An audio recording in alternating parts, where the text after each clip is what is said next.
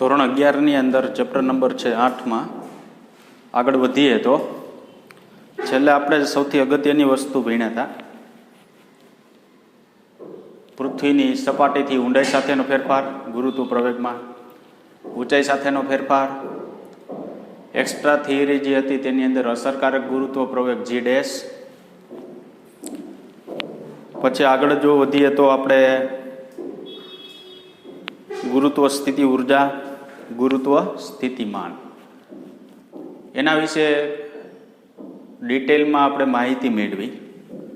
બીજી વસ્તુ એ કે એમાં થોડીક એક્સ્ટ્રા થિયરી આપણે ફેરફાર ઘટાડો, ગુરુત્વ પ્રવેગમાં થતો આંશિક ઘટાડો, પ્રતિશત ઘટાડો, નિરપેક્ષ ઘટાડો એના સૂત્ર જે છે એ યાદ રાખવાના છે. કારણ કે કોઈ પણ જગ્યાએ જ્યારે MCQ પૂછાય ત્યારે તમે એ ફેરફાર જે છે ને એ ડાયરેક્ટ સૂત્રનો ઉપયોગ કરી શકો, જે આપણી ટેક્સ્ટની અંદર અવેલેબલ છે નહીં.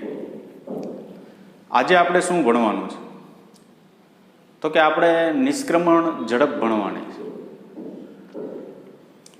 આ જે નિષ્ક્રમણ ઝડપ જે છે બરાબર, એના આપણે સૂત્ર આપણે ખાસ તો આવડવા જોઈએ. પછી કેવી રીતના નિષ્ક્રમણ ઝડપનો ઉપયોગ કરવો તે આપણે ખબર હોવી જોઈએ.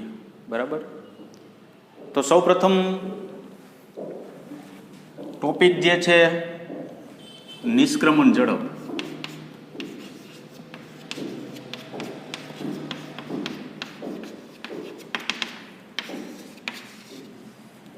નિષ્ક્રમણ ઝડપ કોને કહેવાય? તો કે પૃથ્વીના ગુરુત્વાકર્ષી ક્ષેત્રમાંથી પદાર્થને મુક્ત કરવા માટે જરૂરી લઘુત્તમ ઝડપને નિષ્ક્રમણ ઝડપ કહેવાય. પૃથ્વીના ગુરુત્વ ક્ષેત્રમાંથી પદાર્થને મુક્ત કરવા માટે જરૂરી લઘુત્તમ ઝડપને નિષ્ક્રમણ ઝડપ કહેવાય. ધારો કે આપણી પાસે આ પૃથ્વી છે, બરાબર, આખો ટોપિક સમજજો. આ આપણા માટે કોણ છે? પૃથ્વી. પૃથ્વીનું ગુરુત્વ ક્ષેત્ર ધારો કે આટલા વિસ્તારમાં છે.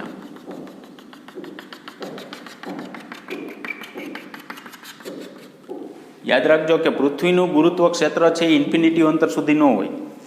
શું કામે? તમે જેમ આગળ જાશો એમ જીની વેલ્યુ ઘટતી જશે. એક સમય એવો આવશે તો 0ની નજીક પહોંચી જાય. બરાબર, તો 0ની નજીક પહોંચી જાય એટલે એપ્રોક્સિમેટલી તમારે જીની વેલ્યુ 0 કેવી હોય તો કહી શકાય. તો કે પૃથ્વીનું ગુરુત્વ ક્ષેત્ર જે છે એ કેટલા વિસ્તારમાં છે? આટલા વિસ્તારમાં છે.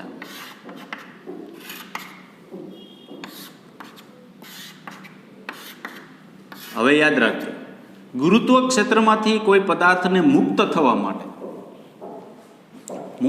માટે એટલે જો યાદ રાખજો, પદાર્થ અહીંયા હોય તો એના ઉપર લાગતું પૃથ્વીનું ગુરુત્વાકર્ષણ બળ પૃથ્વી તરફ લાગે.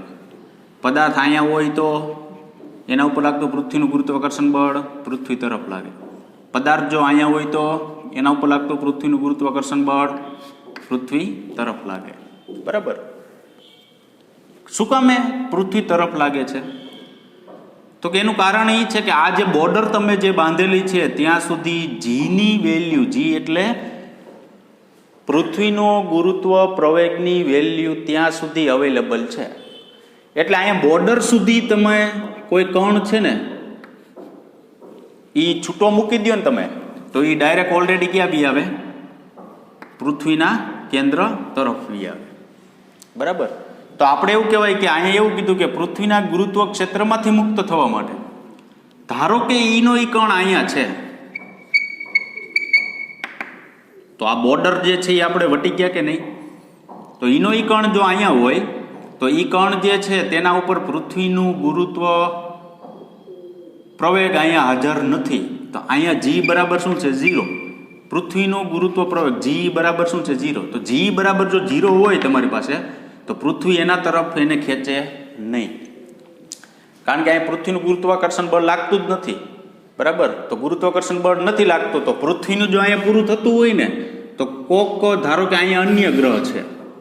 બરાબર, તો અન્ય જે ગ્રહ જે છે ને એનું ગુરુત્વાકર્ષણ બળ એના ઉપર લાગતું હોય, તો એનું ગુરુત્વાકર્ષણ બળ લાગતું હોય તો કણ હવે કઈ બાજુ ગતિ કરવા માંડે? અન્ય ગ્રહ બાજુ ગતિ કરવા માંડે. એટલે આપણે એવું કહેવામાં આવે છે કે પૃથ્વીના ગુરુત્વ ક્ષેત્રમાંથી મુક્ત થવા માટે આપવી પડતી લઘુત્તમ ઝડપ, લઘુત્તમ ઝડપ કે તમે પૃથ્વીની સપાટી ઉપર કોઈ કણ છે એને તમે એટલી ઝડપ આપો કે એ આ બોર્ડર ટપી જાય.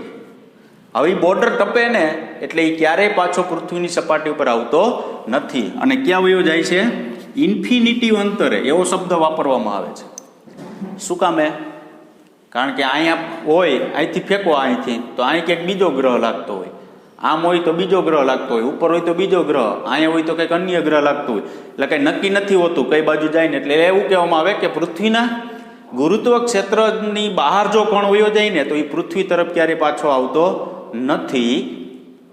બીજી વસ્તુ, બહાર ગયા પછી અન્ય ગ્રહનું ગુરુત્વાકર્ષણ બળ એના તરફ ખેંચે એટલે એ ક્યાં ચાલ્યો ગયો એવું કહેવામાં આવે છે? ઇન્ફિનિટિવ અંતરે ચાલ્યો ગયો એવું કહેવામાં આવે છે. બરાબર. નિષ્ક્રમણ ઝડપને નિષ્ક્રમણ વેગ પણ કહેવામાં આવે છે. નિષ્ક્રમણ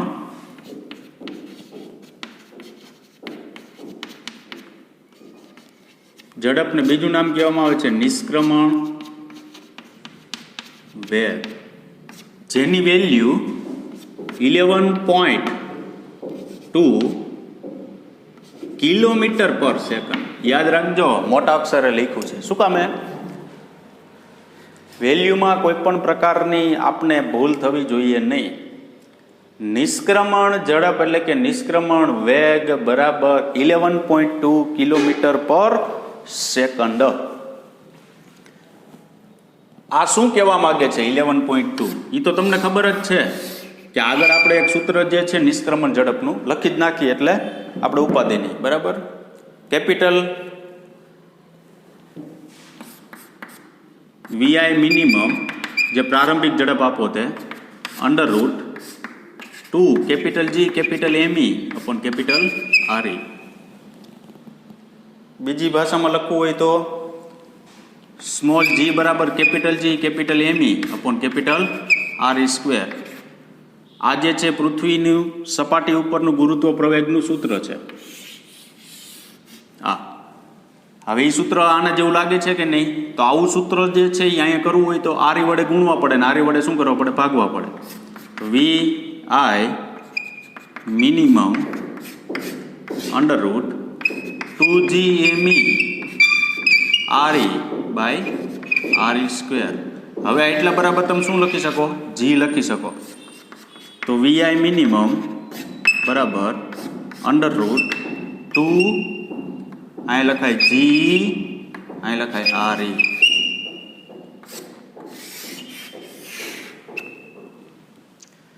હંમેશા પૃથ્વીની સપાટી પર કોઈ પણ કણ રહેલો હોય ને તેના માટે નિષ્ક્રમણ વેગ જે છે એ હંમેશા કેવો રહેશે? અચળ. આ યાદ રાખજો. હંમેશા પૃથ્વીની સપાટી ઉપર કોઈ કણ રહેલો હોય તો એના માટે નિષ્ક્રમણ વેગ કેવો રહેશે? અચળ. કેટલો? 11.2. 11.2 શું દર્શાવે છે? કે પૃથ્વીની સપાટી પર કોઈ પદાર્થ છે, ધારો કે એક પથ્થર છે 10 કિલોગ્રામનો.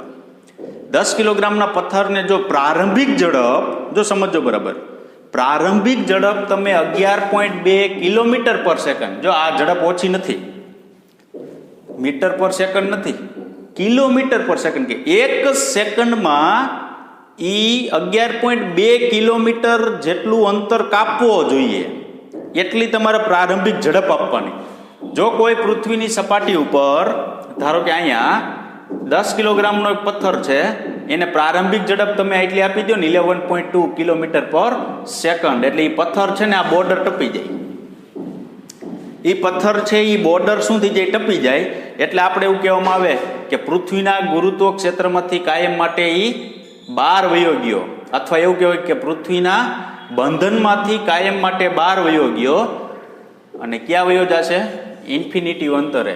તો તમે પ્રારંભિક ઝડપ કેટલી આપી એને? 11.2 કિલોમીટર પર સેકન્ડ. એના માટેની શું કહેવામાં આવે છે? નિષ્ક્રમણ ઝડપ કહેવામાં આવે છે.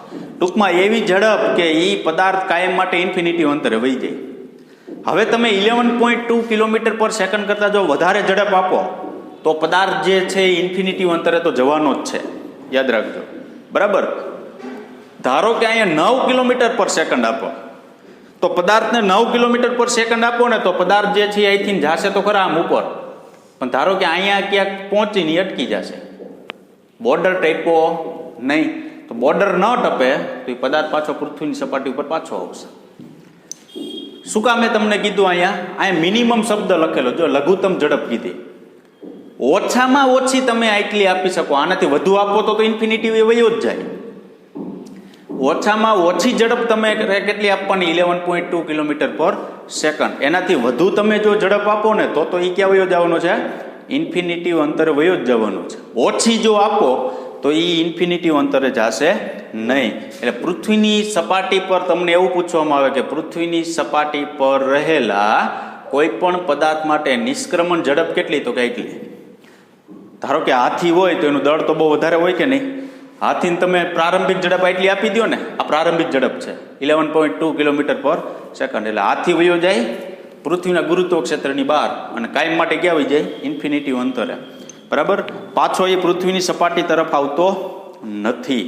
એટલે આ સૌથી અગત્યની વસ્તુ છે, સમજવા જેવી છે. બરાબર, પછી મેં અહીં એવું કીધું કે પૃથ્વીના બંધનમાંથી કાયમ માટે ઇન્ફિનિટી અંતર વયો જાય, પૃથ્વીના બંધનમાંથી કાયમ માટે ક્યાં વયો જાય, ઇન્ફિનિટી અંતર વયો જાય. એટલે એની બંધન ઉર્જા પણ કહેવામાં આવે છે. ધારો કે પદાર્થ છે આપણી પાસે, એ હમણાં આવશે આગળ ત્યારે હું કહીશ તમને. પદાર્થ જે છે એની સાથે સંકળાયેલી સ્થિતિ ઉર્જા કંઈક છે, પ્રારંભમાં આમ પડ્યો હોય એટલે એની પાસે ગતિ ઉર્જા 0 ધારો કે. બરાબર, તો કુલ ઉર્જા કેટલી થઈ, સ્થિતિ ઉર્જા જેટલી થઈ. તો પદાર્થ જે છે એ ધારો કે આમ કોઈ જગ્યાએ આમ પડ્યો છે, સમજાવું બરાબર. ધારો કે પૃથ્વીની સપાટી ઉપર રહેલો પદાર્થ જે છે એની સ્થિતિ ઉર્જા -GmE_m/R આવું છે. ગતિ ઉર્જા શું છે, 0. કુલ ઉર્જા શું થાય, -GmE_m/R, કારણ કે કુલ ઉર્જા એટલે યાંત્રિક ઉર્જા. યાદ રાખજો, બંધન ઉર્જા કોને કહેવાય, જોજો ખાસ. કોઈ પણ પદાર્થ સાથે સંકળાયેલી તેની કુલ ઉર્જા, કોઈ પણ પદાર્થ સાથે સંકળાયેલી તેની કુલ ઉર્જા જેટલી માઇનસમાં હોય ને એટલી તમે પ્લસમાં આપો, એટલે પદાર્થની શું થઈ, બંધન ઉર્જા થઈ. અને પદાર્થ છે એ કાયમ માટે ક્યાં વયો જાય, ઇન્ફિનિટી અંતર વયો જાય. ઇન્ફિનિટી અંતર વયો જાય ને એટલે એની પાસે કોઈ પણ પ્રકારની ઉર્જા પૃથ્વીના જે કણ છે એને લીધે કોઈ વધતી નથી. તો હવે કુલ ઉર્જા કેવી મળે, કુલ ઉર્જા એટલે કેવી, તો કે -GmE_m/R તો છે જ. તમે શું કરી, તો કે આટલી આપી +GmE_m/R, તો કુલ ઉર્જા કેટલી મળે છે, 0.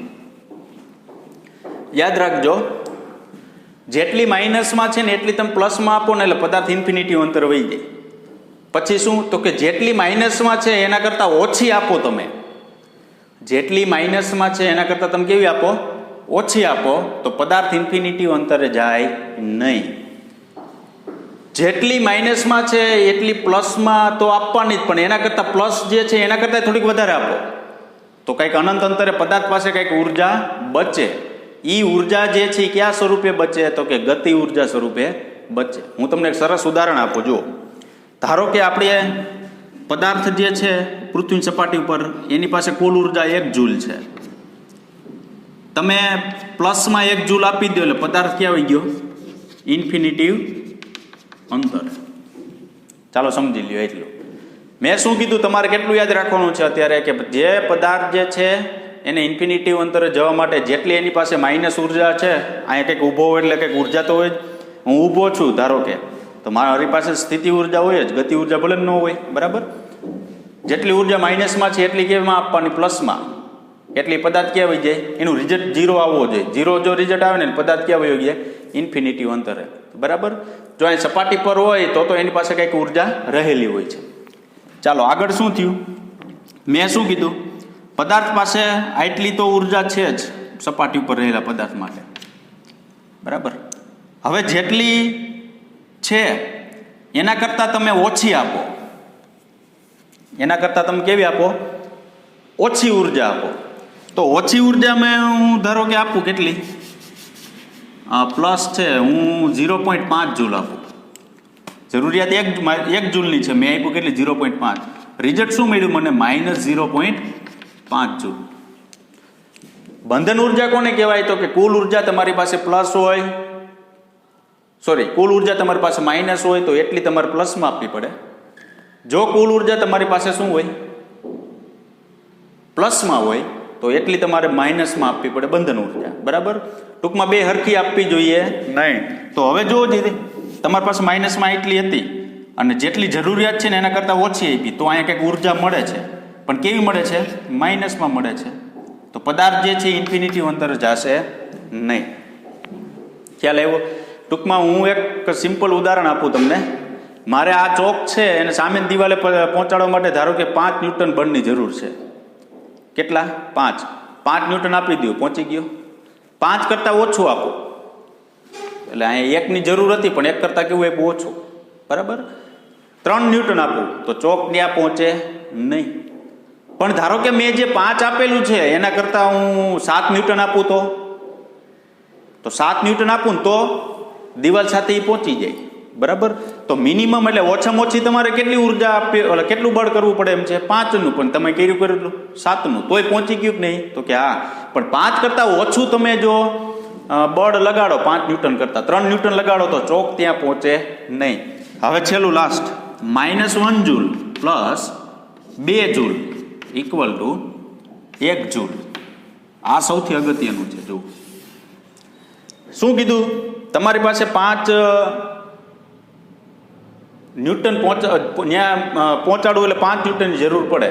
5 ન્યૂટન લગાડી દીધું, ધારો કે પહોંચી ગયું. પણ 5 કરતાં નહીં, મેં પણ આ 10 ન્યૂટન લગાડ્યું. જો એકના ડબલ કર્યા તો પદાર્થ ત્યાં પહોંચી જાય કે નહીં? પહોંચી તો જાય, પણ ત્યાં કંઈક વધારાની બળ જે જરૂરિયાત 5 ન્યૂટનનું હતું પહોંચવા માટે, પણ તમે આપી દીધું કેટલું? 10 ન્યૂટન. તો વધ્યું કેટલું? 5 ન્યૂટન વધ્યું કે નહીં? બરાબર? તો અહીંયા શું થયું? જો પદાર્થ જે છે ને એને પહોંચવા માટે +1 જૂલની જ જરૂર હતી, પણ આપ્યું કેટલું? 2 જૂલ. તો પદાર્થ ઇન્ફિનિટી અંતરે તો વયો જ ગયો, પણ એની કુલ ઉર્જા જે છે ને એ 0 થતી નથી. કુલ ઉર્જા એટલે આ બેની ઉર્જા 0 થતી નથી. તો પદાર્થ પાસે કાંઈક છે ને બચે છે ઉર્જા. જુઓ કેટલી બચે છે?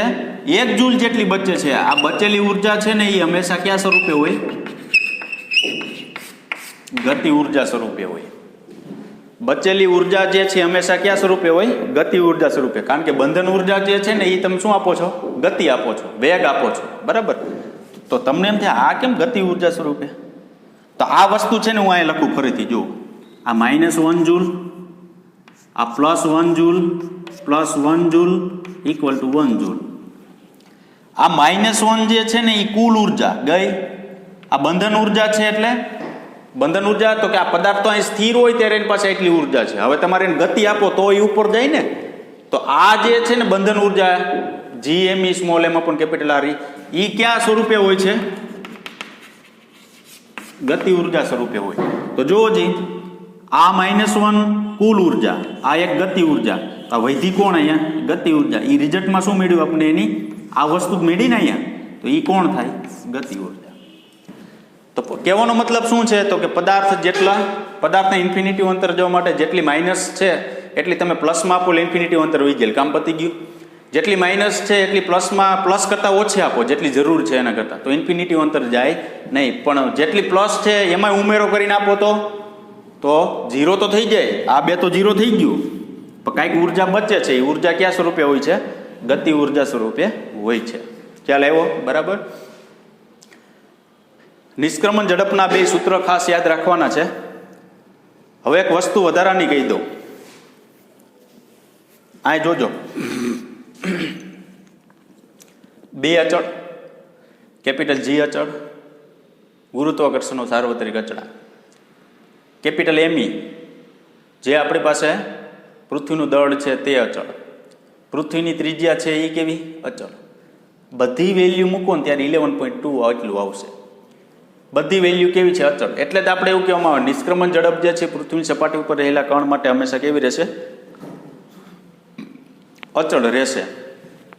અચળ પણ કેટલી રહેશે આપણી પાસે? 11.2 કિલોમીટર પ્રતિ સેકન્ડ જેટલી રહેશે. ખ્યાલ આવ્યો? હવે આગળ વધીએ થોડાક. આગળ વધવામાં શું થશે? તો કે તમે ચંદ્ર માટે નિષ્ક્રમણ ઝડપ લઈ લો.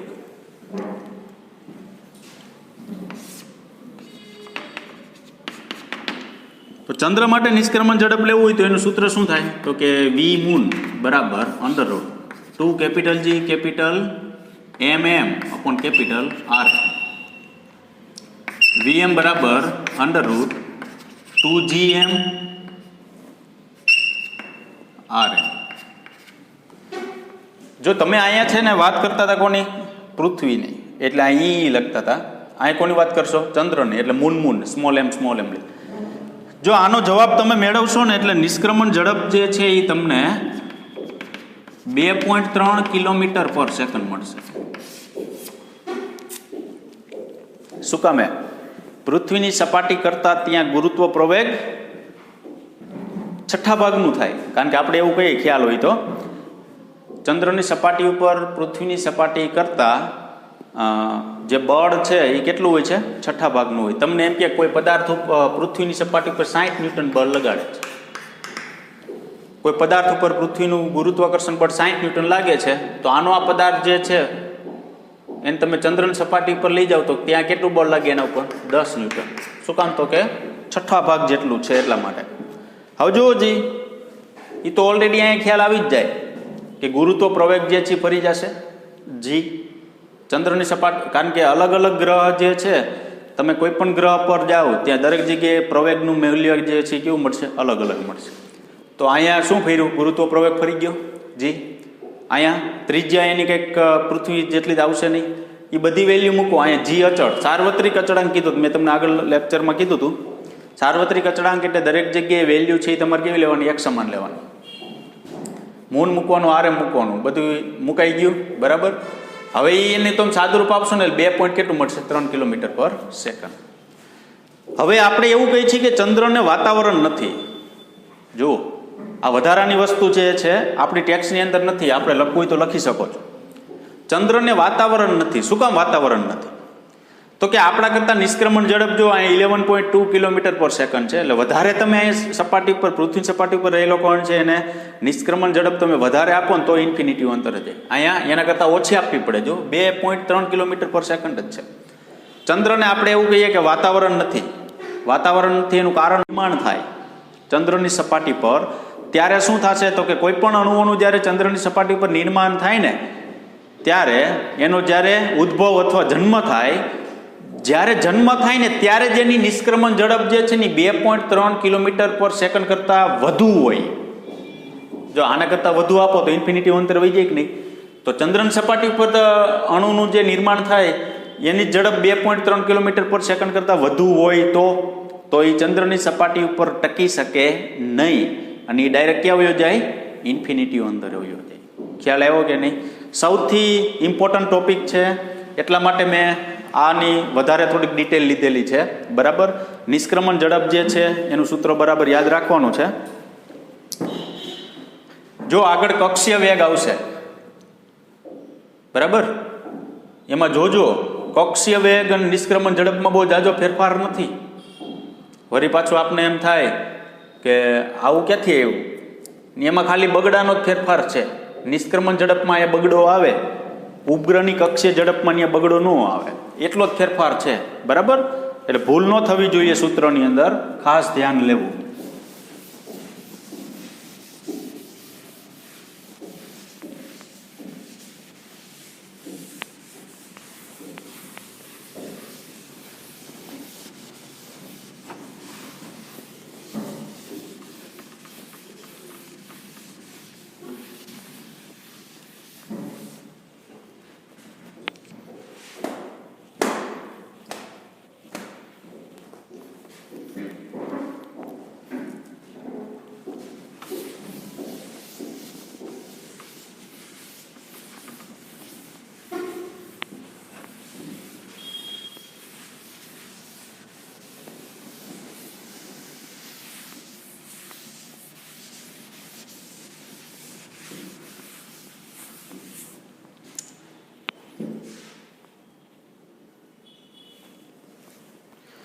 ચાલો, પૃથ્વીના ઉપગ્રહો.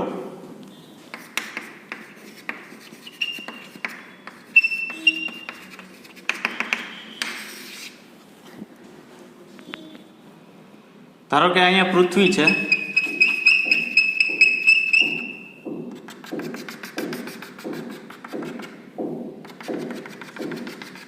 પૃથ્વીની આસપાસ કોઈ ઉપગ્રહ જે છે એ પરિભ્રમણ કરે છે. કેટલા અંતરે? ધારો કે સ્મોલ આર અંતરે. આનું દળ કેપિટલ, પૃથ્વીનું દળ કેપિટલ એમ છે. અહીં જે ઉપગ્રહ પરિભ્રમણ કરે છે એ સ્મોલ એમ દળનો. હવે આ જે છે એ સ્પર્શકની દિશામાં એનો કક્ષીય વેગ હોય છે અને પી બિંદુએ ઉપગ્રહ જે છે એ શું કરે છે? પરિભ્રમણ કરે છે. તો એની નિષ્ક્રમણ ઝડપ જે છે અહીં તમને ખબર છે, કેન્દ્રગામી બળ અને પૃથ્વીનું ગુરુત્વાકર્ષણ બળ જરૂરી બળ પૂરું પાડે. એટલે અહીં આપણે શું કરશું? Capital G capital M small M upon small R નો square equal to 1/2 mv square ઉપરથી નિષ્ક્રમણ ઝડપ મળશે. નિષ્ક્રમણ ઝડપ જે છે કેટલી મળશે? v0 બરાબર under root capital G capital M upon capital R. બીજું સૂત્ર છે નિષ્ક્રમણ ઝડપનું અંડર રૂટ 2 નહીં આવે, g ઇન્ટુ આર. મેં તમને કીધું ને કે હમણાં આગળ આવ્યું શું? આ કક્ષીય ઝડપ છે, નિષ્ક્રમણ ઝડપ નહીં, સોરી. આ જે નિષ્ક્રમણ ઝડપ જો તમે લ્યો તો અહીં બગડો આવે અને અહીં બગડો આવે. એટલે કીધું તું, ચોખવટ કરી. પૃથ્વીના આસપાસ કોઈ ઉપગ્રહ જે છે પરિભ્રમણ કરતો હોય તે દરમિયાન એની કક્ષીય ઝડપ આવી જી કેમી capital R upon G R જેટલી, બરાબર. હવે એનો આવર્તકાળનું સૂત્ર જે છે ટી બરાબર 2π અંડર રૂટ આર બાય જી. પરિભ્રમણ કરતો હોય તે દરમિયાન તેનો આવર્તકાળ ડાયરેક્ટ સૂત્ર લખેલું છે. અને અહીંયા તમને થિયરીની અંદર જો વાંચો તમે તો T square proportional S square A cube, sorry, કેપ્લરનો ત્રીજો નિયમ હતો. તો ટી સ્ક્વેર બરાબર કે એ ક્યુબ, એમાં ટી સ્ક્વેર બરાબર કે અચળાંક જે છે ને એ કેટલો છે આપણી પાસે? 4π square capital G capital M 4π square by capital G capital M into A cube. આ અચળાંક યાદ રાખજો. અચળાંક જે છે એમસીક્યુની અંદર પૂછી શકે, બરાબર. આવર્તકાળ જે છે તેની અંદર અચળાંક કેટલો આપણે પ્રાપ્ત થાય છે? 4π square capital G capital M જેટલો આવર્તકાળ પ્રાપ્ત થાય છે. હવે કોઈ ઉપગ્રહ જે છે યાદ રાખજો, પૃથ્વીની આસપાસ જ્યારે પરિભ્રમણ કરતો હોય ત્યારે તેની પાસે શું હોય? તો કે એની પાસે ગતિ ઉર્જા હોય છે, ગતિ કરતો હોય. એની પાસે સ્થિતિ ઉર્જા હોય છે. તો ગતિ ઉર્જા અને સ્થિતિ ઉર્જા હોય તો એની પાસે શું હોય? કુલ ઉર્જા હોય. સમજો બરાબર. શું કીધું તમને? એની પાસે ગતિ ઉર્જા હોય, એની પાસે સ્થિતિ ઉર્જા હોય, એની પાસે કુલ ઉર્જા હોય છે. હવે આગળ કુલ ગતિ ઉર્જા જે છે એ કેટલી હોય છે? Capital G capital M small m upon 2r plus h. ગતિ ઉર્જા કે બરાબર capital G capital M small m by 2r plus h, અથવા બીજી ભાષામાં લખવું હોય તો capital G capital M small m by 2r. જો અહીંયા છે ને આ પૃથ્વી નાની દોરેલી છે, બરાબર. તો નાની દોરેલી હોય તો અહીંયા કંઈક એટલી પૃથ્વીની શું હોય છે? ત્રિજ્યા હોય. એના કરતાં આપણે કેન્દ્રથી અંતર ડાયરેક્ટ મૂકી દીધું. શું લખી શકાય? કે બરાબર capital G capital M small m by 2r. ચાલો, ગતિ ઉર્જા એટલી હોય. આ સૂત્ર ડાયરેક્ટ લખેલું છે, એમાં સાબિતી છે. આપણે કીધું ને કે સાબિતીની કાંઈ જરૂર છે નહીં, ફાસ્ટ રિવિઝન કરવા માટે. હવે શું કરશું તો કે પૃથ્વી જે છે એની આસપાસ જે ઉપગ્રહ જે છે પરિભ્રમણ કરે છે, તો તેના માટે આપણે ગતિ ઉર્જા કેટલી મળી? આપણે capital G capital M small m upon 2r જેટલી ગતિ ઉર્જા મળી. હવે એના માટે સ્થિતિ ઉર્જા કેટલી? તો કે સ્થિતિ ઉર્જા પહેલા તો આલો કાંઈ વાંધો નહીં, પછી લખના. સ્થિતિ ઉર્જા U બરાબર capital G capital M small m by minus R, minus capital G capital M small m upon R. પહેલાં લખવું તો આમ લખાય આર પ્લસ એચ. તો યુ બરાબર minus capital G capital M small m upon ખાલી R. જો આમાં ભૂલ ન થવી જોઈએ, ખાસ યાદ રાખજો. સ્થિતિ ઉર્જાનું સૂત્ર તમને ખબર જ છે, -GM/m/r, એટલે એ સ્થિતિ ઉર્જા થઈ. આ કોના ઉપરથી મળે? ગતિ ઉર્જા 1/2mv² ઉપરથી, બરાબર, કારણ કે કક્ષીય વેગ છે એ મૂક્યો એટલે ગતિ ઉર્જા. કુલ ઉર્જા E બરાબર -GME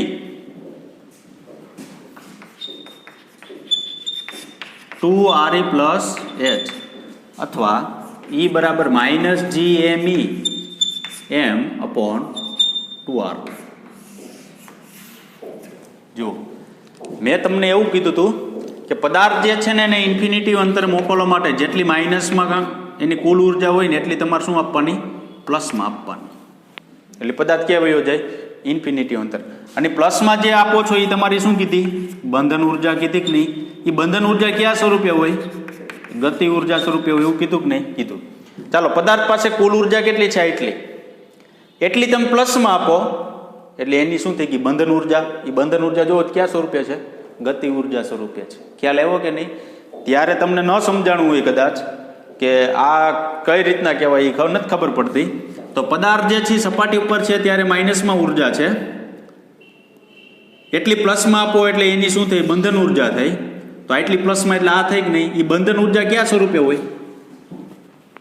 ગતિ ઉર્જા સ્વરૂપે હોય છે. ખ્યાલ આવ્યો? બરાબર. ચાલો હવે આગળ જઈએ. એક કન્ડિશન એવી છે આપણી પાસે, k બરાબર -k બરાબર u/2, સોરી, E બરાબર -k બરાબર u/2 લખાઈ જોવો જી. આને ભૂલી જાઓ પહેલા. આ ખાલી k ને હું પ્લસ કરું તો આ -e થઈ જાય. આ પ્લસ છે આપણી પાસે, બરાબર, તો અહીંયા શું થઈ ગયું? -e થઈ ગયું કે નહીં? ખ્યાલ આવ્યો કે નહીં? બરાબર. હવે આગળ જાઓ. હવે આપણી પાસે શું આવ્યું? અહીં રહ્યું આ, સોરી, આ u બાકી રહી ગયું ને, બરાબર.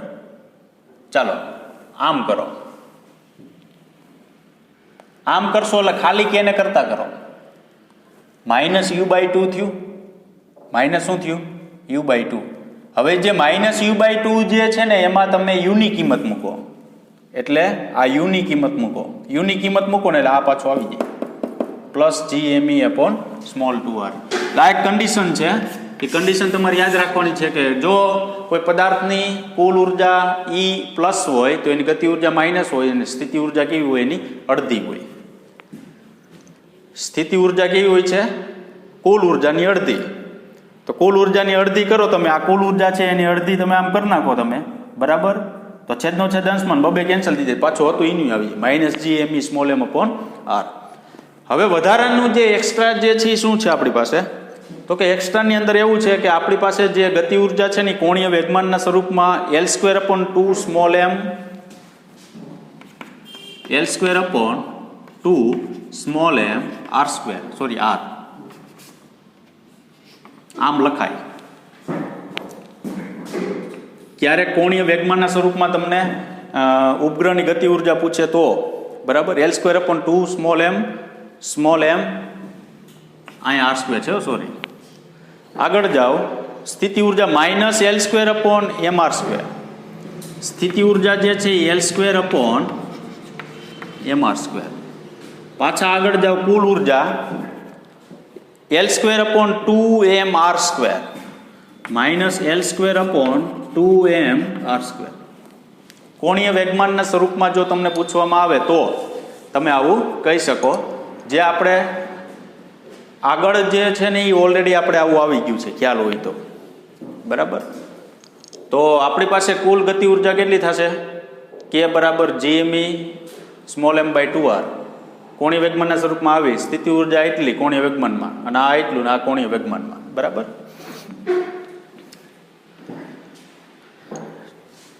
ચાલો હવે જે થિયરી છે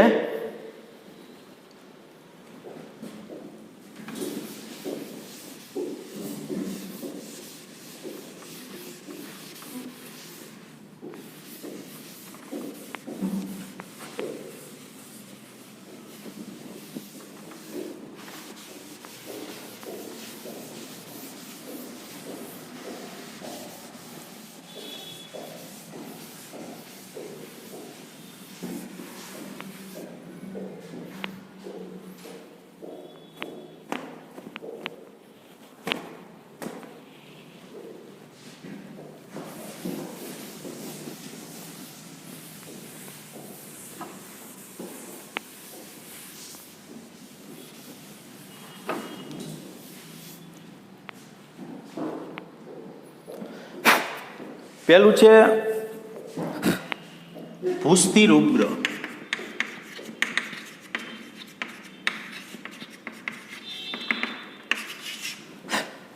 ભૂસ્થિર કીધું. જો ભૂ એટલે જમીન, જમીન ઉપર કાયમ માટે સ્થિર દેખાતો ઉપગ્રહ જે છે એને શું કહેવામાં આવે? ભૂસ્થિર ઉપગ્રહ કહેવામાં આવે છે.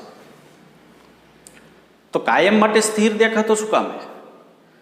તો કે યાદ રાખવાનું, કોઈ જગ્યાએ જો ભૂસ્થિર ઉપગ્રહ શબ્દ વાપરેલો હોય અને આવર્તકાળ આપણે ન આપેલો હોય તો યાદ રાખવાનો પૃથ્વીનો આવર્તકાળ કેટલો છે? 24 કલાક છે. તો ભૂસ્થિર ઉપગ્રહનો આવર્તકાળ કેટલો? 24 કલાક. તો શું કામ 24 કલાક? તો કાયમ માટે સ્થિર ક્યારે દેખાય? તો કે આપણી હારોહાર ફરતો હોય તો દેખાય. આપણી હારોહાર ફરતો હોય તો દેખાય, નકરી કાયમ માટે સ્થિર દેખાતો નથી. તો કાયમ માટે સ્થિર દેખાતો જે ઉપગ્રહ છે એને શું કહેવામાં આવે? ભૂસ્થિર ઉપગ્રહ, જેનો આવર્તકાળ છે 24 કલાક છે. બરાબર. ઘણા બધા વૈજ્ઞાનિકો જે છે હજી સંશોધન વધારે કરી રહ્યા છે આગળ. એનો આવર્તકાળનું સૂત્ર જે છે અને એની ઊંચાઈ કેટલી ઊંચાઈ તે રહી શકે તે h બરાબર આપણે આપેલું છે capital G capital ME T square, capital G capital ME T square 4π square raise to 1/3 minus RE. બરાબર. તો h ની વેલ્યુ 35,800 કિલોમીટર જેટલી મળે છે. કેટલી મળે છે? 35,800 કિલોમીટર જેવી h ની વેલ્યુ પ્રાપ્ત થાય છે. તો એનો મતલબ એવો થયો કે ભૂસ્થિર ઉપગ્રહ જે છે એનો આવર્તકાળ તમને 24 કલાક ક્યારે મળે? તો કે એની ઊંચાઈ એટલી હોય ને તો જ. જો એની ઊંચાઈ વધી જાય તો પાછો આવર્તકાળમાં શું થઈ જાય? ફેરફાર થઈ જાય. બરાબર. તો એ ભૂસ્થિર ઉપગ્રહ જે છે ફિક્સ ઊંચાઈ જ રાખવામાં આવે છે, 35,800 કિલોમીટરની આજુબાજુ રાખવામાં આવે છે. તો એ કાયમી માટે તમને કેવો દેખાય? સ્થિર દેખાય. નહીતર શું થાય? તો કે જેમ તમે દૂર મોકલો એમ કક્ષા વધતી જાય તો એનો આવર્તકાળનું વેલ્યુ જે છે એ શું થતી જાય? વધતી જાય. અને પૃથ્વીની સાથોસાથ ફરે એવું ફરજિયાત છે નહીં. બરાબર. પછી બ્રોડકાસ્ટની અંદર, રેડિયો, ટેલિવિઝનની અંદર એવી દરેક જગ્યાએ એનો ઉપયોગ થાય છે. GPS ગ્લોબલ પોઝિશનિંગ સિસ્ટમ, કોઈ પણ ગંતવ્ય સ્થાન પર જવા માટે આપણે ભૂસ્થિર ઉપગ્રહનો ઉપયોગ કરી શકીએ. હવે એના પછી છે ધ્રુવીય ઉપગ્રહ.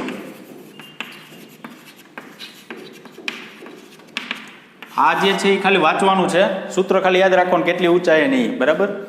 ધ્રુવીય ઉપગ્રહ જે છે ને એ ફક્ત ઉત્તરથી દક્ષિણ દિશામાં જ ભ્રમણ કરે છે. તમારી પાસે પૃથ્વી જે છે એ આમ હોય, ધારો કે આમ આ દિશામાં જે શું કરે છે? આમ ભ્રમણ કરે છે, નોર્થ ટુ સાઉથ. અને પૃથ્વીની સપાટીથી લગભગ 800 થી 1000 કિલોમીટરની ઊંચાઈ હોય છે. અને તેનો આવર્તકાળ જે છે એ લગભગ 100 મિનિટમાં પૃથ્વીને એક પરિભ્રમણ પૂરું કરી નાખે. એટલે એક પરિભ્રમણ પૂરું કરે ને એટલે પૃથ્વી આમ આગળ વહી જાય, બીજું પરિભ્રમણ પૂરું કરે, પાછું પૃથ્વી આગળ વહી જાય, ત્રીજું પરિભ્રમણ. એટલે આવા પટ્ટાઓ જોવા તમને મળશે. બરાબર. તો આ એક પરિભ્રમણ પૂર્ણ કરવા માટે લાગતો સમય 100 મિનિટ કેવડી સ્પીડથી? તો એનો મતલબ એવો થયો કે એક દિવસમાં, દિવસ એટલે અહીં ફિઝિક્સની ભાષામાં 24 કલાક ગણવામાં, 24 કલાકની અંદર પૃથ્વીનું અનેક વખત તે નિરીક્ષણ કરી શકે છે. બરાબર. પછી કોઈ મેપ છે એના ફોટા પાડવા માટે એનો ઉપયોગ થાય છે. તો ધ્રુવીય ઉપગ્રહ જે છે એ જોઈએ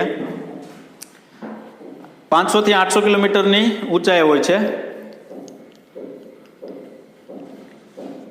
આ ઉપગ્રહ આવર્તકાળ લગભગ 100 મિનિટ જેટલો હોય છે.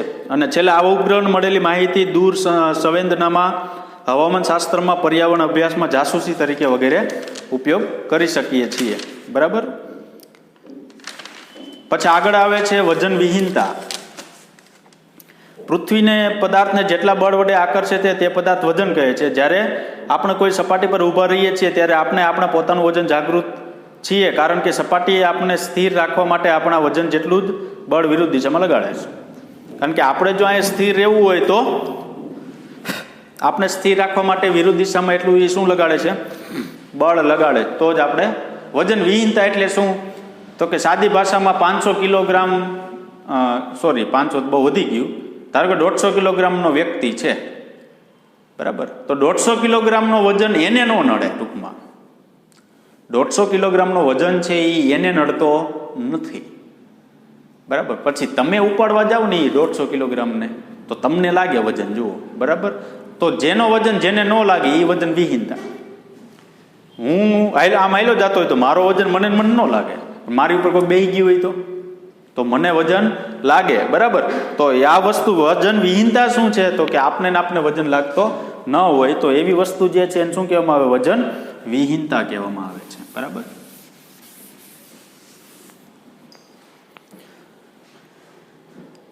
તો આ બધી થિયરી જે છે એ એકવાર ખાલી વાંચી જવાની છે, એમાંથી કાંઈ MCQ જો પૂછાય તો આપણે આવડવા જોઈએ. વધારાની થિયરી માટે થોડાક સૂત્ર છે એ કહી દઉં તમને.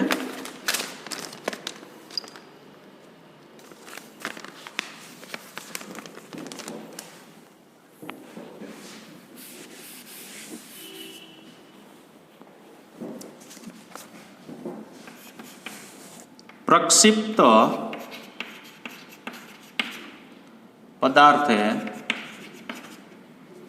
પ્રાપ્ત કરેલ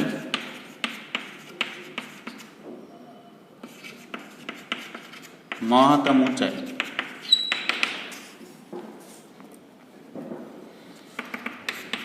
H બરાબર v²/RE છેદમાં 2gRE માઇનસ v². કોઈ પદાર્થ જે છે અહીંથી ફેંકવામાં આવે ત્યારે એની પાસે કંઈક વેગ હોય છે. પૃથ્વીની સપાટી ઉપરથી ફેંકો એટલે પૃથ્વીની ત્રિજ્યા હોય છે, પૃથ્વીનું ગુરુત્વ પ્રવેગ હોય છે. આ બધું તમે મૂકી દો એટલે પ્રક્ષિપ્ત પદાર્થ. પ્રક્ષિપ્ત પદાર્થ એટલે સીધો ફેંકવાનો નથી, આમ મહત્તમ ઊંચાઈ એટલે અહીં ક્યાંક તમને મળે, બરાબર. તો પ્રક્ષિપ્ત પદાર્થે પ્રાપ્ત કરેલ મહત્તમ ઊંચાઈનું સૂત્ર છે જે આપણે ટેક્સ્ટમાં તો કંઈ છે નહીં પણ યાદ રાખવાનું છે, v²RE/2gRE માઇનસ v². બીજું આગળ, ઉપગ્રહનો સાપેક્ષ કોણીય વેગ. ઉપગ્રહનો સાપેક્ષ કોણીય વેગ. તો સાપેક્ષ કોણીય વેગ કીધો તો કોણીય વેગને ઓમેગા કહીએ, સાપેક્ષ બરાબર ωs માઇનસ ωe. ωs એટલે ઉપગ્રહનો કોણીય વેગ, સેટેલાઇટ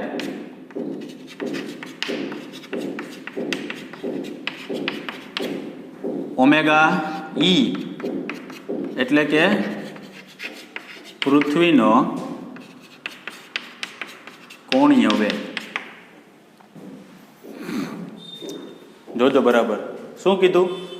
સાપેક્ષ વેગ, ઉપગ્રહનો સાપેક્ષ કોણીય વેગ કીધો. સાપેક્ષ વેગ ωs minus ωe. ωs satellite માટે રોટેશનલ વેલોસિટી, એના અર્થ માટે રોટેશનલ વેલોસિટી. તો ઓમેગા બરાબર આપણે ખબર છે કે 2π/કેપિટલ શું લખાય? T. આવું લખાય, જે આપણે આગળના 11મા ધોરણમાં 5મા ચોથા ચેપ્ટરમાં આવી ગયું છે. નિયમિત વર્તુળમય ગતિ જ્યારે કોઈ પદાર્થ કરતો હોય તે દરમિયાન એનો કોણીય ઝડપ કેટલી હોય છે? ઓમેગા બરાબર 2π/T. તો T બરાબર 2π. આવર્તકાળ કેટલો? તો કે ઓમેગા સાપેક્ષ એટલું, બરાબર.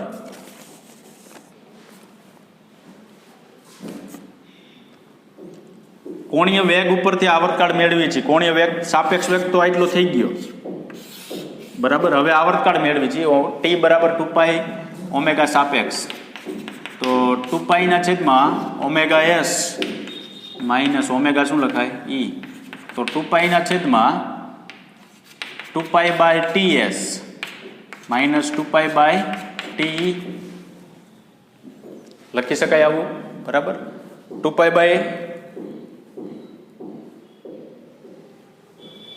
આ બધું કેન્સલ થઈ જાય, કોમન કાઢી.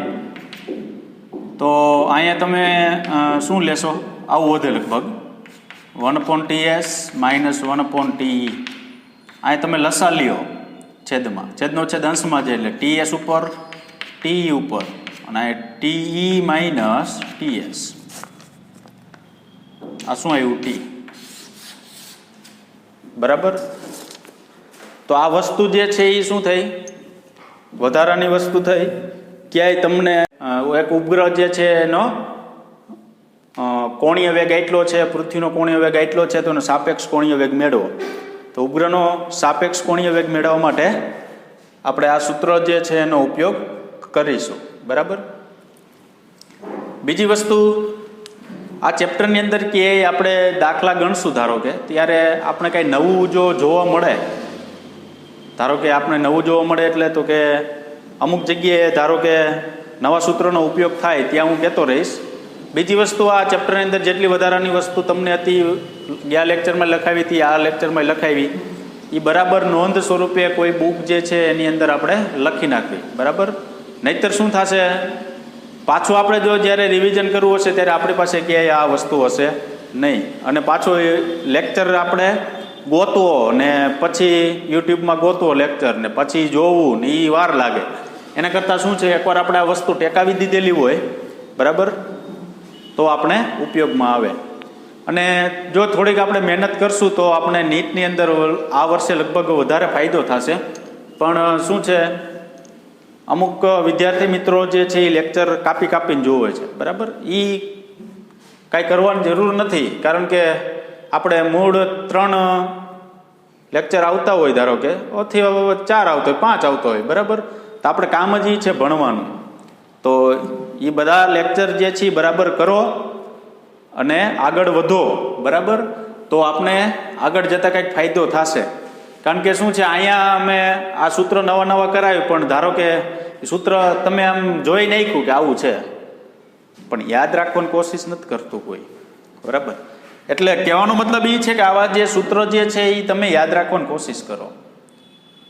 નવા નવા જે સૂત્રો છે ને એ, બાકી તમારી પાસે જૂના સૂત્રો જે છે એ આપણે આવડતા જ હશે મોટા ભાગના. શું થિયરી કહેવા માગે છે એ આપણે ખબર જ હશે, પણ નવા સૂત્ર જે આવે છે એ તમે યાદ રાખો. કારણ કે એને નીટનું પેપર કાઢતા હોય એને એ ન ખબર હોય કે આપણી પાસે એનસીઆરટીની બુક છે ને એમ જ કાઢવાનું, એવું ન હોય, બરાબર. ગમે ત્યાંથી ગમી કાઢે, કોમ્બિનેશન કરીને કાઢે. એટલે આ વસ્તુ ધ્યાન રાખવી. તો આ ચેપ્ટરની અંદર ગુરુત્વાકર્ષણની અંદર આપણે થિયરી જે છે એ લગભગ સંપૂર્ણપણે પૂરી થઈ ગઈ છે. હવે આવતા લેક્ચરમાં જો વધારાના કોઈ ગણાવવા જેવા દાખલા હશે તો એ ગણાવશું, અને અમુક પ્રકારના જો એમસીક્યુ ગણાવવા જેવા હશે તો આપણે એમસીક્યુ ગણાવશું, બરાબર. તો અહીંયા સુધી રાખીશું આપણે. થિયરી અહીંયા કમ્પ્લીટ થાય છે. Thank you very much.